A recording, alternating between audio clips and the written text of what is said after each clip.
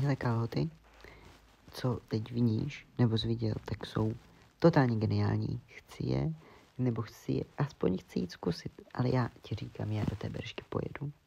Já si ji zkusím a budu vypadat jak totální píča v tom.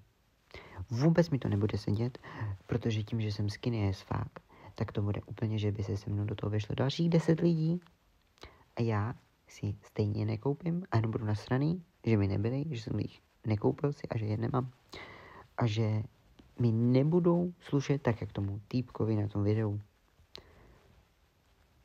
Proč mají skinny lidi problém přesně si kupovat, nevím, rifle, kalhoty?